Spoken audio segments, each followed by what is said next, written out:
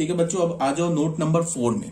Note number 4 में क्या है कि हमने क्या किया कि अब मैंने क्या बोला, मैंने तुम लोगों को बोला कि cos x फंक्शन का प्रिंसिपल डोमेन क्या है 0 to पाई, और cos इनवर्स x फंक्शन का या cos इनवर्स फंक्शन का जो रेंज है क्या 0 to पाई। तो जब भी हम cos इनवर्स की बात करेंगे ना, जब भी cos इनवर्स की बात करेंगे तो हम cos x फंक्शन के प्रिंसिपल डोमेन को 0 to पाई ही रखेंगे हमेशा। मतलब cos फंक्शन के डोमेन को 0 से पाई रिस्ट्रिक्ट करके ही हम cos इनवर्स x फंक्शन निकालेंगे हमेशा बाय डिफॉल्ट, चाहे वो बोले चाहे ना बोले, हमेशा यही होगा। तो यहां पे अब हमने क्या किया, cos x फंक्शन के डोमेन को क्या कर दिया 0 से पाई रिस्ट्रिक्ट किया, कोडोमेन क्या हो गया -1 to 1। तो fx हमने बोला fx is equal to cos x for all x belongs to 0 to पाई। तो अब जो इसका इनवर्स होगा, इसका डोमेन क्या होगा, जो f फंक्शन का रेंज होगा, f फंक्शन का रेंज क्या -1 to 1, तो ये डोमेन बन गया। इसका f फंक्शन का जो डोमेन होगा वो f इनवर्स का क्या बन जाएगा, कोडोमेन। तो f इनवर्स x क्या हो गया, cos इनवर्स x। अब ये x कहां से आएगा, -1 to 1। अब फिर हमने क्या किया है, दोनों कर्व को एक ही XY प्लेन पर प्लॉट किया है।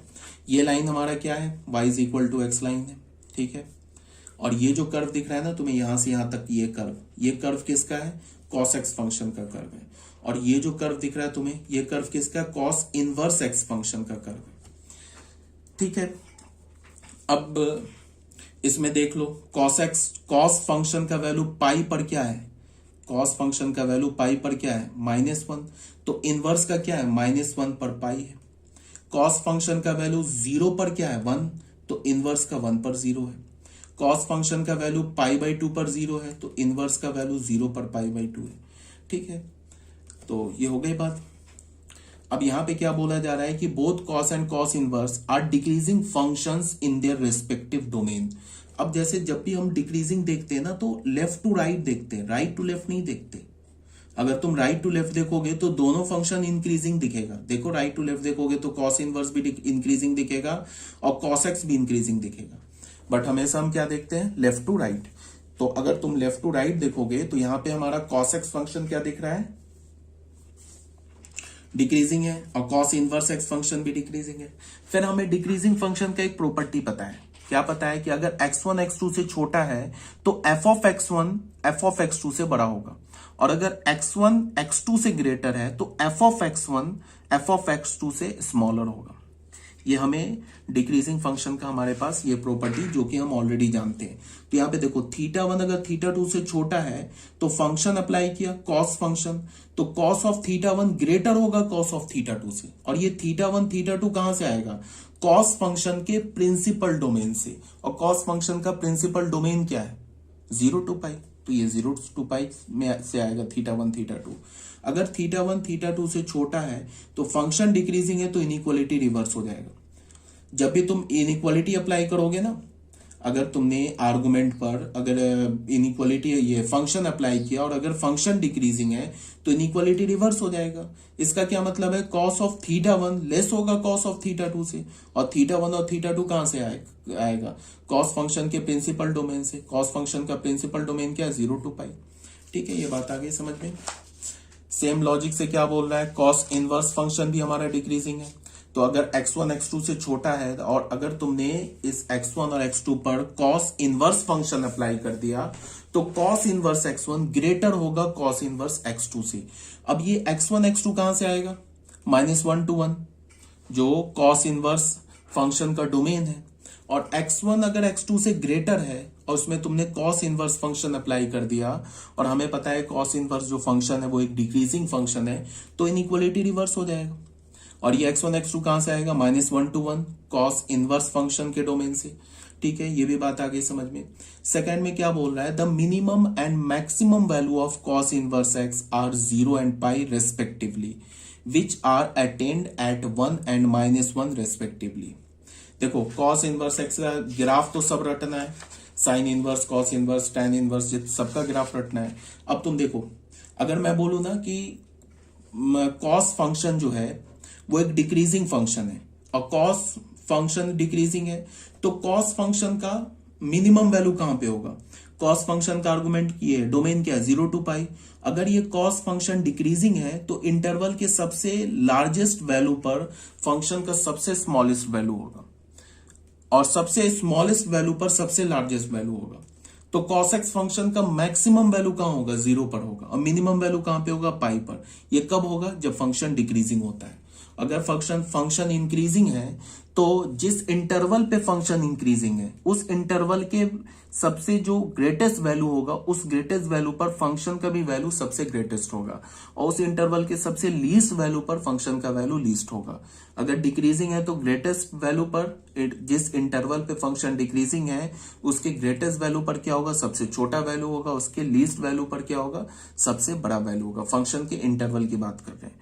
तो यहां पे देखो कॉस इनवर्स फंक्शन क्या हमारा डिक्रीजिंग है, तो सबसे इस किस इंटरवल पे डिक्रीजिंग है? -1 to 1। तो उसमें सबसे छोटा वैल्यू क्या? -1। इसका मतलब कि -1 पर कॉस इनवर्स एक्स सबसे ग्रेटेस्ट वैल्यू लेगा और इस इंटरवल का सबसे बड़ा वैल्यू कौन सा है? 1। तो इसका क्या मतलब है कि 1 पर कॉस इनवर्स एक्स फंक्शन सबसे छोटा वैल्यू लेगा। देख लो -1 पे देखो सबसे मैक्सिमम वैल्यू है पाई कॉस इनवर्स का और सबसे मिनिमम वैल्यू कहां है? 1 पर है। सेम लाइन पर कॉस का जो सबसे मैक्सिमम वैल्यू कहां है? 0 पर है और सबसे मिनिमम वैल्यू कहां पे है? पाई पर है। तो यही बात बोला जा रहा है।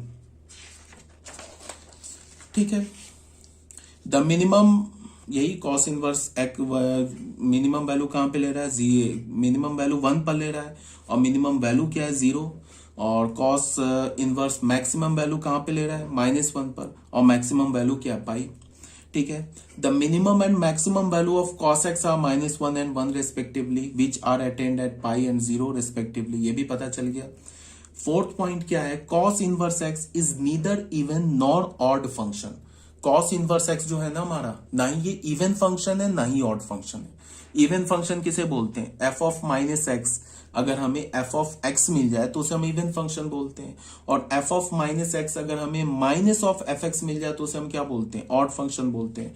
तो ये हमारा cos इनवर्स x हमारा ना ही इवन फंक्शन है ना ही ऑड फंक्शन है। अब कोई बोलेगा कि क्यों ऐसा है, तो अभी जब हम आगे प्रॉपर्टी पढ़ेंगे ना तो उसमें मैं एक्सप्लेन करूंगा।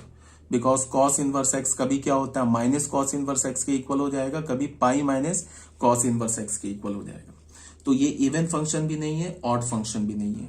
फिफ्थ प्रॉपर्टी में क्या बोल रहा है? It is a periodic function. ये ए और पीरियोडिक अलग अलग नहीं है, एक साथ लिखा हुआ है। ये नहीं बोल रहा है कि cos inverse x is a रुकने के बाद पीरियोडिक फंक्शन, ये नहीं बोल रहा है। ए पीरियोडिक का मतलब नॉन पीरियोडिक। समझ में आ रही है बात? ए पीरियोडिक हम किसे बोलते हैं? Non periodic. मतलब इसके ग्राफ जो है ना इंटरवल पे रिपीट नहीं करता। ऑब्वियस ही बात है, कॉस इनवर्स का ग्राफ देख लो, कहां रिपीटेशन है? कॉस इनवर्स का ग्राफ देख लो, कहीं रिपीटेशन नहीं है। इसका मतलब क्या है कि जो कॉस इनवर्स एक्स फंक्शन है हमारा एक नॉन पीरियोडिक फंक्शन है। नॉन पीरियोडिक को हम क्या बोलते हैं? ए पीरियोडिक। ए और पीरियोडिक अलग अलग नहीं है। ए पीरियोडिक देखने से सुनने से क्या पता चल रहा है कि वो पीरियोडिक फंक्शन है, बट ए पीरियोडिक को हम क्या बोलते हैं? Non periodic. ठीक है, तो ये हमारा cos इनवर्स x जो फंक्शन है एक नॉन पीरियोडिक फंक्शन है। ठीक है, 6 में क्या बोला है? It is a continuous function. Graph से ही पता है कहीं कोई ब्रेक नहीं है तो कंटिन्यूअस फंक्शन है। It is a bounded function. ये बाउंडेड फंक्शन भी है। cos इनवर्स x है ना हमारा, एक बाउंडेड फंक्शन है। कैसे बाउंडेड फंक्शन है? अलग से मैंने कहीं ग्राफ यहां बनाया है, शायद ये बनाया है cos इनवर्स का अलग से, सिर्फ cos इनवर्स x। बाउंडेड का मतलब क्या हुआ? एक फंक्शन बाउंडेड कब होगा? जब तुम एक लाइन हॉरिजॉन्टल लाइन लेके ग्राफ को क्या कर सको? बाउंड कर सको। तो देख लो ग्राफ बाउंड हो रहा है ना, हॉरिजॉन्टल लाइन हमने लिया है तो ग्राफ हमारा क्या हो रहा है? बाउंड हो रहा है। देख लो अगर ये हमने एक लाइन ले लिया ना और यहाँ पे ये एक्स एक्सिस, तो इस पे क्या, इसी दो लाइन के बीच में हमारा ग्राफ आ रहा है। अगर ये दोनों लाइन लेना पॉसिबल नहीं होता जिसमें हम ग्राफ को क्या कर सकते, मतलब ग्राफ को उसके बीच में रख सकते, ऐसा अगर कोई दो लाइन पॉसिबल नहीं होता तो हम लोग क्या बोलते हैं? अनबाउंडेड फंक्शन है। ठीक है, तो हमारा cos इनवर्स क्या हमारा एक बाउंडेड फंक्शन भी है। ये बात आगे समझ गए? अब कुछ क्वेश्चंस आ जाते हैं, एलिमेंट्री क्वेश्चन से, बोर्ड लेवल के क्वेश्चन से। Find the domain of cos inverse 2x - 1। तो कॉस इनवर्स 2x माइनस 1 का डोमेन निकालो। तो हमें पता है कि कॉस इनवर्स फंक्शन तभी डिफाइंड होगा जब उसका आर्गुमेंट क्या हो, -1 से 1 के बीच में लाई करे, तभी जाके डिफाइंड होगा। यहाँ पे कॉस इनवर्स x का आर्गुमेंट क्या दे रखा है, 2x माइनस 1। तो ये फंक्शन तभी डिफाइंड होगा जब 2x माइनस 1 -1 से 1 के बीच में लाई करे। तो हमारे पास ये फंक्शन दे रखा है y is equal to cos inverse 2x minus 1, ये ठीक है। तो हम लोग क्या बोलेंगे, for y to be defined, y को डिफाइंड होने के लिए 2x माइनस 1 को किसके इक्वल होना होगा, फ्रॉम -1 to 1। फिर हमने क्या कर दिया, इस इनइक्वालिटी में 1 ऐड कर दिया। 1 हमारा पॉजिटिव नंबर है तो इनइक्वालिटी रिवर्स नहीं होगा, तो ये 0 हो गया, यहाँ 2x आ गया, यहाँ 2 आ गया। फिर हमने 2 से डिवाइड कर दिया, अगेन 2 पॉजिटिव रियल नंबर है तो इनइक्वालिटी रिवर्स नहीं होगा, तो 0.2 ये तो 0 हो गया, ये x हो गया, ये 1 हो गया। तो x का रेंज हमें क्या मिल गया, 0 to 1, और यही x का रेंज तो डोमेन है। तो डोमेन फंक्शन का क्या हो गया, 0 to 1, ठीक है। ये आगे बात समझ में। अब बच्चों आ जाओ क्वेश्चन नंबर 2 में। क्वेश्चन नंबर 2 में क्या बोल रहा है, find the principal value of the following. ये हमारे पास कितने 5 क्वेश्चंस दे रखे हैं, इसका बोल रहा है कि प्रिंसिपल वैल्यू निकालो, जितने भी है ना इन सारे का प्रिंसिपल वैल्यू निकालो। तो ये कॉस इनवर्स √3/2 क्या है, ये ऑलरेडी मैंने साइन इनवर्स में बता रखा है। कॉस इनवर्स √3/2 एक एंगल थीटा है, जिस पर थीटा, एक कॉस इनवर्स √3/2 क्या एक एंगल थीटा है, जिस थीटा पे तुम कॉस फंक्शन अप्लाई कर दो तो √3/2 आ जाए। अगर मैं बोलूं कि साइन इनवर्स 1/2 क्या है, तो तुम बोलो कि एक एंगल थीटा है, एक ऐसा एंगल थीटा है जिस पर तुम साइन फंक्शन अप्लाई कर दो तो 1/2 के इक्वल आ जाए। तो हमने क्या बोला, for any x belongs to -1 to 1, अगर तुम कोई भी x ले लो -1 से 1 के बीच में, तो ये कॉस इनवर्स x क्या कर रहा है, रिप्रेजेंट एन एंगल थीटा, ये थीटा एंगल को रिप्रेजेंट कर रहा है, और ये एंगल किस रेंज में होना चाहिए, 0 to π, ठीक है। हुज कोसाइन इज x, एक ऐसा एंगल थीटा है जिस पर cos inverse, cos function apply करो, इनवर्स नहीं, कॉस फंक्शन अप्लाई करो तो वो x के इक्वल आ जाना चाहिए, ठीक है। तो अगर हमें बोल रहा है क्या, कॉस इनवर्स √3/2 निकालो, तो इसका मतलब कि एक एंगल निकालने के लिए बोल रहा है, हमेशा याद रखो ये एक एंगल निकालने के लिए बोल रहा है। किस रेंज में एंगल निकालने के लिए बोल रहा है, 0 से π के रेंज में एंगल निकालने के लिए बोल रहा है। वो बोल रहा है कि ऐसा एंगल निकालो 0 से π के रेंज में जिस पर हम कॉस फंक्शन अप्लाई कर दें तो √3/2 के इक्वल आ जाए, ठीक है। तो कॉस इनवर्स √3/2 क्या है, एन एंगल थीटा, एक थीटा एंगल है, किस रेंज में, 0 से π के बीच में, such that cos of theta is equal to √3/2। तो कौन सा एंगल है उसको हम कैसे निकालेंगे, हमने मान लिया कॉस इनवर्स √3/2 को थीटा मान लिया, तो यहां से कॉस थीटा किसके इक्वल हो गया, √3/2 के। अब हमें पता है कि कॉस ऑफ π/6 क्या होता है, √3/2, और ये जो π/6 है वो 0 से π के बीच में भी लाई कर रहा है, तो ये कॉस फंक्शन कैंसिल हो गया, तो थीटा की वैल्यू हमें क्या मिल गई, π/6, और थीटा हमने किसे अज्यूम किया है, कॉस इनवर्स √3/2 को, तो theta is equal to cos inverse √3/2 is equal to π/6। तो हमारा आंसर क्या हो गया, π/6, ये हमारा आंसर हो गया। अब फिर क्या बोल रहा है, कॉस इनवर्स -1/2। तो अगर मैं बोलूं कॉस इनवर्स -1/2 क्या है, तो कॉस इनवर्स -1/2 एक एंगल है, किस रेंज में एंगल है, 0 से π, इस रेंज में एंगल है, जिस पर हम कॉस फंक्शन अप्लाई कर दें तो -1/2 आ जाए। तो उसके लिए हमने क्या किया, इसको थीटा मान लिया, कॉस इनवर्स -1/2 को थीटा मान लिया, तो कॉस थीटा का वैल्यू हो गया -1/2, और हमें पता है कि cos of 120 degree that is 2π/3, ये किसके इक्वल होता है, -1/2 के इक्वल होता है, और 2π/3 जो 120 डिग्री है वो 0 से लेके 180 के बीच में है। तो बस हो गया, हमारा थीटा का वैल्यू क्या हो गया, 2π/3, और थीटा हमने किसको माना है, कॉस इनवर्स -1/2 को। तो ये हमारा आंसर हो गया इस सेकेंड क्वेश्चन का। थर्ड क्वेश्चन में क्या बोल रहा है, cos inverse -1/√2। Again same logic से कॉस इनवर्स -1/√2 को हम क्या मान लेंगे, थीटा, तो कॉस थीटा क्या हो जाएगा, -1/√2, -1/√2। अब हमने क्या किया, इसको, इस माइनस को रहने दिया, 1/√2 को देख के cos π/4 लिख दिया। अब अगर साइन होता तब इस माइनस को तो अंदर कर देते, बट यहाँ पे साइन तो है नहीं, कॉस है, और हमें पता है कॉस ऑफ माइनस थीटा क्या होता है, कॉस थीटा होता है। तो हम लोगों ने क्या किया कि पाई माइनस π/4, इस π/4 को माइनस कॉस π/4 को मैं लिख सकता हूं cos pi minus π/4, cos pi minus theta क्या होता है, कॉस थीटा। अब पाई से अगर हम 45 डिग्री 180 से 45 डिग्री सब्ट्रैक्ट करेंगे तो वो एंगल किस रेंज में आएगा, 0 से 180 के बीच में ही तो आएगा, 0 से पाई के बीच में आएगा।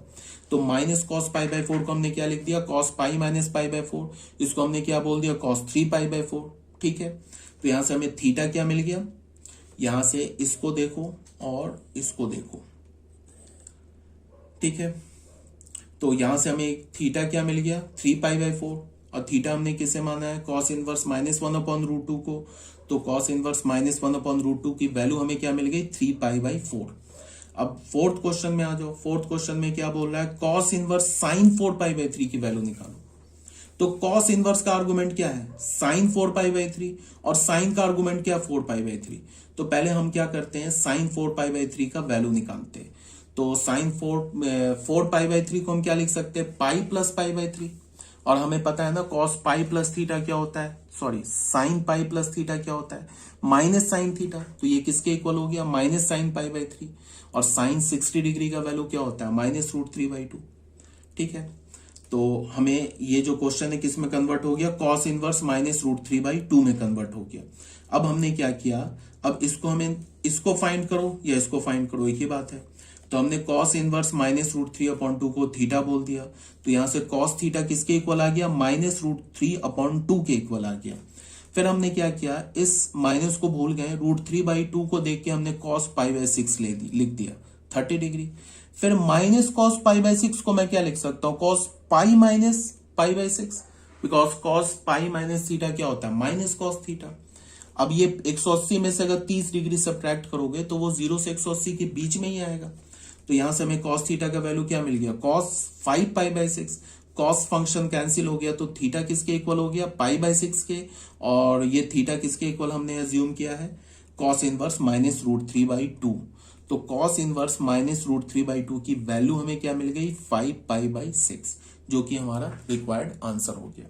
ये आगे बात समझ में, ये है क्वेश्चन नंबर 3, ये है क्वेश्चन नंबर 4। इसे सॉल्व करोगे, सेम लाइन पे क्वेश्चन है।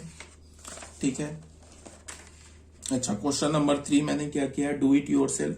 क्वेश्चन नंबर 4 मैंने सॉल्व कर दिया, तो कोई बात नहीं है। यहां पे क्या है, इफ XYZ बिलोंग्स टू -1, अगर XYZ -1, के बीच में लाई करता है, इंक्लूडिंग -1 इंक्लूडिंग 1, सच दैट, ये क्या बोल रहा है, cos inverse x plus cos inverse y plus cos inverse z, ये अगर 3 पाई के इक्वल है, then find the value of.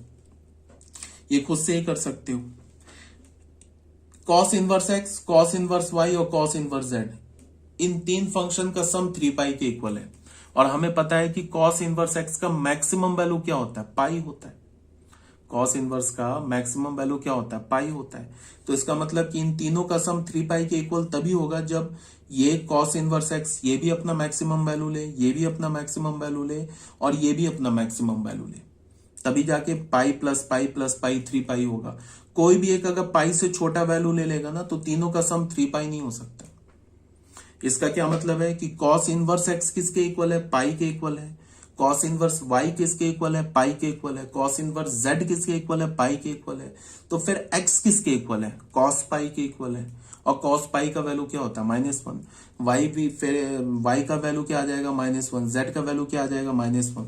तो यहाँ पे -1 x y z तीनों का वैल्यू -1 हो गया, तब हो गया कैलकुलेट।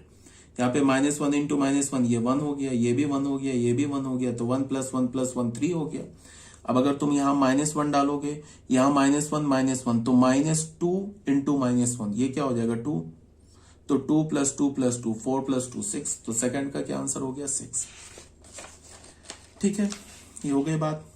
क्वेश्चन नंबर 5 ये आपको है डू इट योरसेल्फ। ये आप क्या करोगे, ये खुद घर पे बैठ के इसे सॉल्व करोगे। अब आ जाओ बच्चों, इनवर्स ऑफ टेंजेंट फंक्शन। देखो अगर तुम्हें साइन इनवर्स x समझ में आया है ना, तो कॉस इनवर्स x आ जाएगा समझ में, फिर टैन इनवर्स x भी फंक्शन आ जाएगा। सेम ही लाइन है, बट हम लोग क्या कर रहे हैं, मतलब एक ही बात हो रहा है। हम लोग कर क्या रहे हैं कि कॉस में हमने कॉस फंक्शन के प्रिंसिपल डोमेन को क्या बोला था, 0 से पाई, तब जाके उसका इनवर्स निकाला था। साइन फंक्शन के प्रिंसिपल डोमेन को क्या बोला था, -π/2 से π/2, और को डोमेन को रेंज से रिप्लेस कर दिया था, फिर इनवर्स निकाला था। तो बस हम लोग क्या करेंगे, हर एक ट्रिग्नोमेट्रिक फंक्शन का प्रिंसिपल डोमेन वेरी करेगा। कोडोमेन को तो हमेशा क्या करेंगे, रेंज से इक्वल करेंगे, रेंज के इक्वल करेंगे। बट उसका जो जितने भी ट्रिग्नोमेट्रिक फंक्शन है ना, उनका प्रिंसिपल वैल्यू वेरी करेगा। और बाकी सेम लाइन पे होगा। टैन फंक्शन के साथ भी वही करेंगे, टैन फंक्शन के डोमेन को रिस्ट्रिक्ट करेंगे, फिर उसका इनवर्स निकालेंगे, फिर उसके ग्राफ ड्रॉ करेंगे, फिर इंक्रीजिंग देखेंगे, डिक्रीजिंग देखेंगे, फिर पीरियोडिक नॉन पीरियोडिक देखेंगे, फिर इवन ऑड देखेंगे, यही काम करेंगे। तो inverse of tangent function, tangent function का इनवर्स, तो सबसे पहले जो टैन फंक्शन का नेचुरल डोमेन क्या होता है, all real number except those x where cos x is zero. tan x function क्या होता है, sine x upon cos x.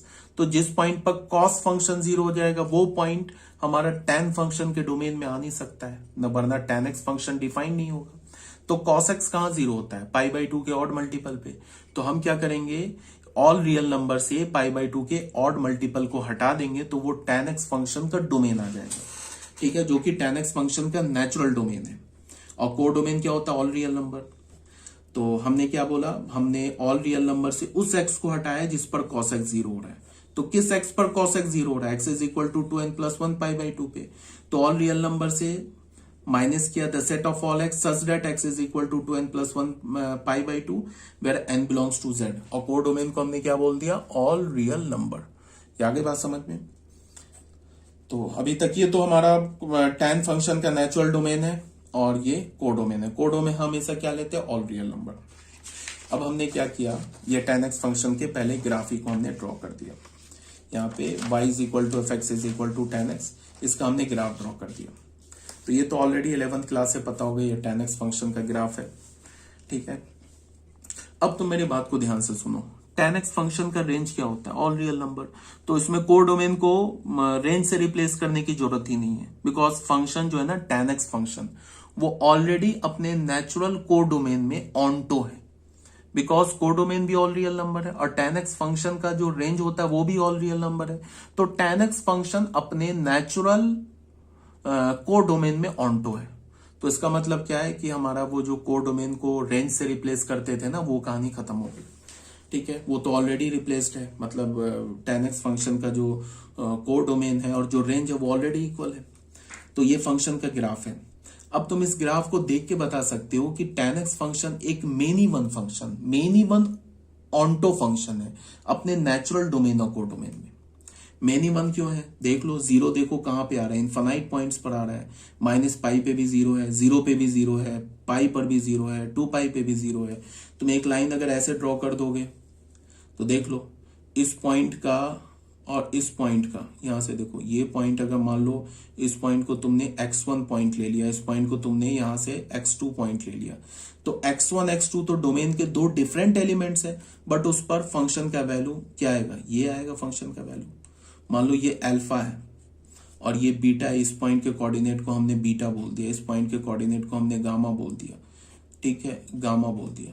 तो इसका मतलब क्या है कि tan x फंक्शन का वैल्यू बीटा और गामा पे क्या हो रहा है, अल्फा आ रहा है। तो दो डिफरेंट वैल्यू है डोमेन का, जिस पर y का सेम वैल्यू आ रहा है, मतलब बीटा और गामा का इमेज सेम आ रहा है। इसका क्या मतलब, मेनी वन फंक्शन है। ये इसको ऐसे भी बोल सकते हो कि tan x देख लो, जीरो इनफाइनाइट पॉइंट्स पे हो रहा है, तो ये एक मेनी वन फंक्शन है, clear, but many one onto function है। Clearly from the graph y is equal to tan x is a minimum onto function in its natural domain and codomain। अपने natural domain और codomain में क्या है, ये एक minimum onto function है। अब जरा तुम ध्यान से देखो, अगर मैंने ना tan x फंक्शन के डोमेन को -π/2 से लेके π/2 इंक्लूडिंग एक्सक्लूडिंग -π/2 एक्सक्लूडिंग π/2, बिकॉज -π/2 और π/2 तो tan x फंक्शन के डोमेन में ही नहीं है। अगर मैंने tan x फंक्शन के डोमेन को -π/2 से लेके π/2 के बीच में रिस्ट्रिक्ट कर दिया, तो फिर ये हमारा tan x function strictly increasing है।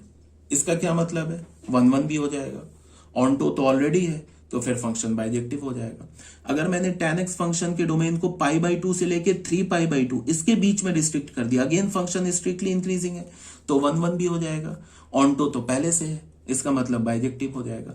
अगर मैंने फंक्शन के डोमेन को -3π/2 से -2π/2 के बीच में रिस्ट्रिक्ट किया, अगेन फंक्शन बाइजेक्टिव हो जाएगा। तो हमें पता क्या चल रहा है कि अगर हम ये इंटरवल लें तो भी फंक्शन बाइजेक्टिव हो जाएगा।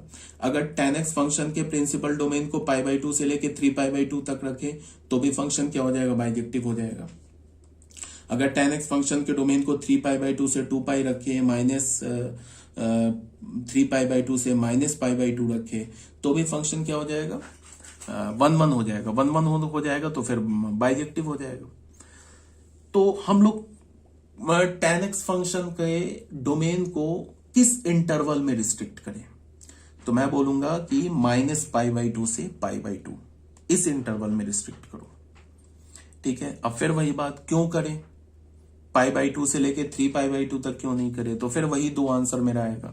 एक आंसर तो यही होगा कि कोई ना कोई इंटरवल तो लेना ही था, तो हमने सिलेक्ट कर लिया -π/2 से π/2। दूसरा आंसर होगा कि हमारी जो प्रॉपर्टी होती है वो इजी हो जाती है।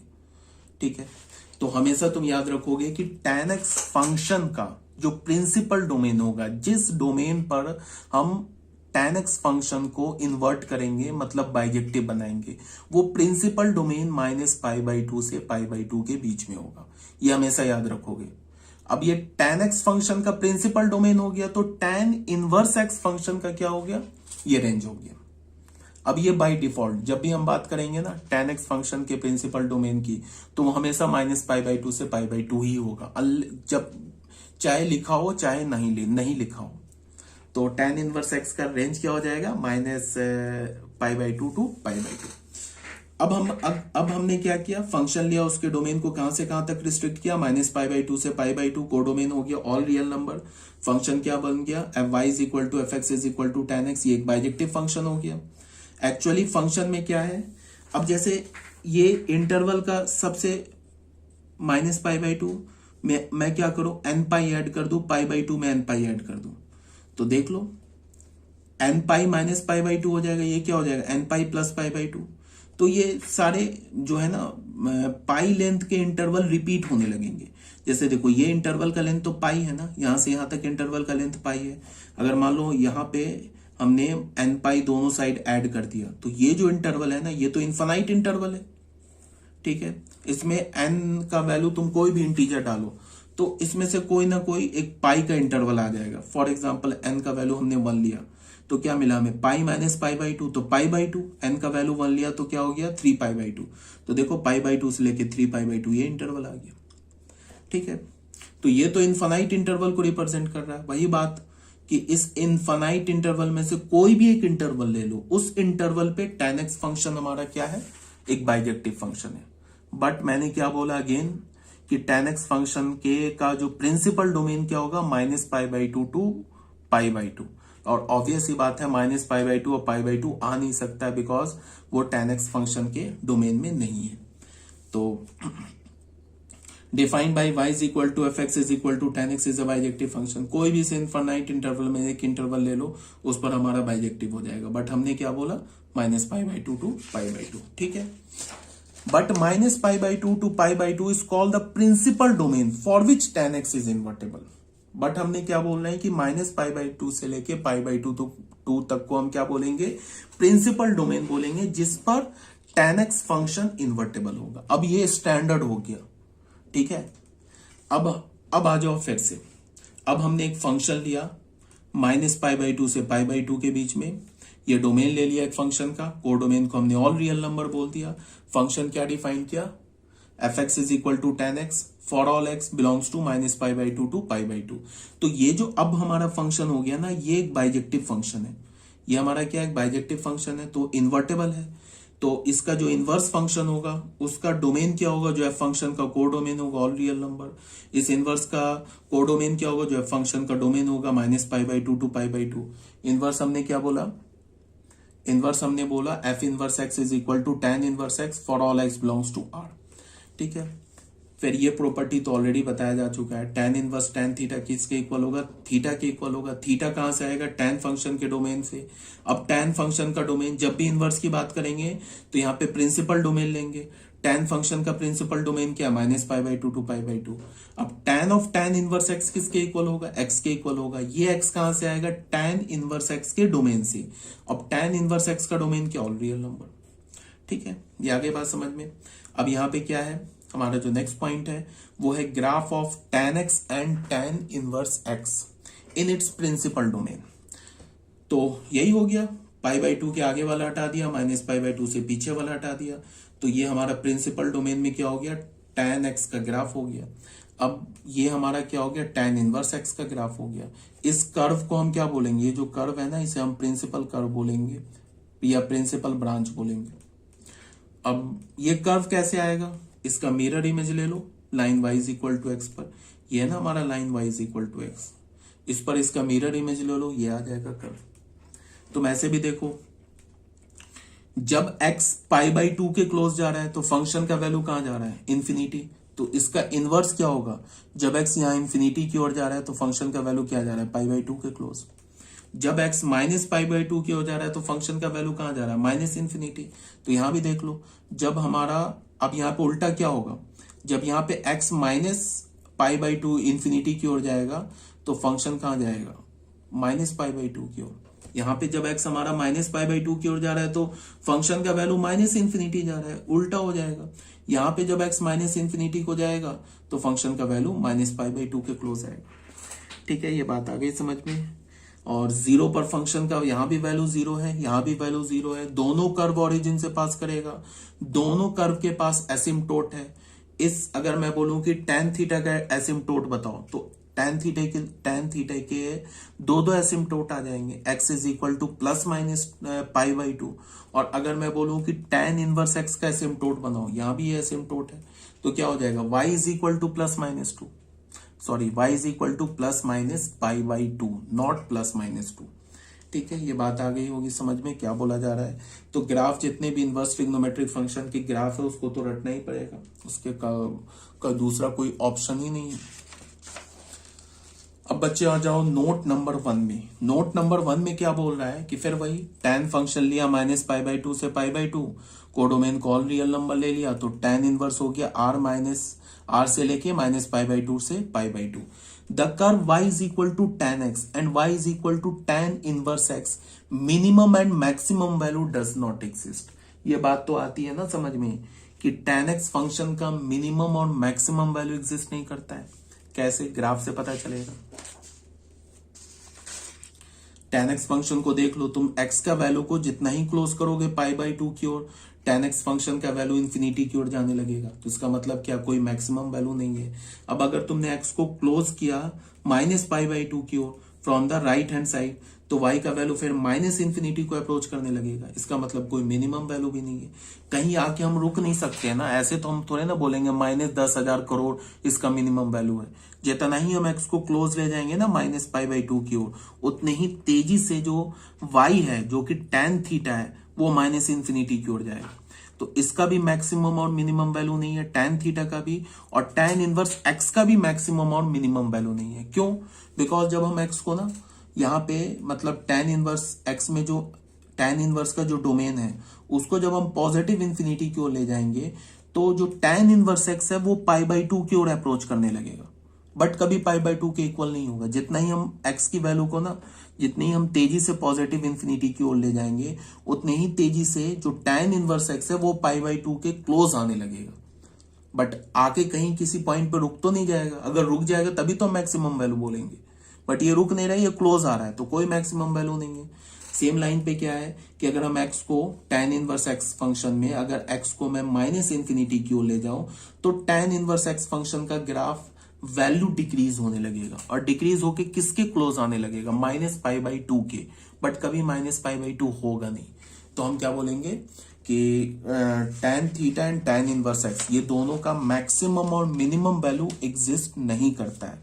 ठीक है, note number 2, both tan and tan inverse are increasing function in their respective domain. ये डोमेन को ही, ग्राफ को ही देख के बता दोगे कि दोनों इंक्रीजिंग फंक्शन है। लेफ्ट टू राइट जाएंगे, यहां से देखो ये इंक्रीज कर रहा है, माइनस इंफिनिटी से आया 0 और 0 से पॉजिटिव इंफिनिटी पे चला गया, तो ये इंक्रीज कर रहा है। यहाँ पे देखो लेफ्ट से राइट ग्राफ को देखो, ऐसे करके देखो, तो जब हम माइनस इंफिनिटी से 0 की ओर आएंगे तो फंक्शन का ग्राफ इंक्रीज होके -π/2 से बढ़ के कहां तक जाने लगेगा, 0 तक, फिर 0 से इंक्रीज होके π/2 के क्लोज आने लगेगा। तो बोथ आर इंक्रीजिंग फंक्शन। ठीक है, इंक्रीजिंग फंक्शन का क्या प्रॉपर्टी है कि अगर x1 x2 से ग्रेटर है और अगर f फंक्शन इंक्रीजिंग है तो f ऑफ x1 भी f ऑफ x2 से ग्रेटर होगा। ये तो ऑलरेडी बताया जा चुका है। अगर x1 x2 से स्मॉलर है और f फंक्शन इंक्रीजिंग है तो f ऑफ x1 भी f ऑफ x2 से स्मॉलर होगा। तो इसी लाइन पे क्या है कि अगर θ1 θ2 से स्मॉलर है तो tan ऑफ θ1 भी छोटा होगा tan ऑफ θ2 से, for all θ1 θ2 belongs to -π/2 to π/2, because ये θ1 θ2 कहां से आएगा, tan फंक्शन के प्रिंसिपल डोमेन से, और tan फंक्शन का प्रिंसिपल डोमेन क्या है, -π/2 टू π/2। अगर θ1 θ2 से ग्रेटर है तो उस पर tan फंक्शन अप्लाई करोगे तो वो भी ग्रेटर होगा, इनइक्वालिटी रिवर्स नहीं होगा, और θ1 θ2 -π/2 से π/2 के बीच में होगा। फिर हमें पता है कि tan इनवर्स x फंक्शन भी क्या हमारा, tan इनवर्स x जो फंक्शन है वो भी स्ट्रिक्टली इंक्रीजिंग है। तो अगर x1 x2 से ग्रेटर होगा तो tan इनवर्स x1 भी tan इनवर्स x2 से ग्रेटर ही होगा। अब ये x1 x2 कहां से आएगा, tan इनवर्स x फंक्शन के डोमेन से। tan इनवर्स x फंक्शन का या tan इनवर्स का डोमेन क्या, ऑल रियल नंबर, तो x1 x2 क्या हो गया, belongs to all real number.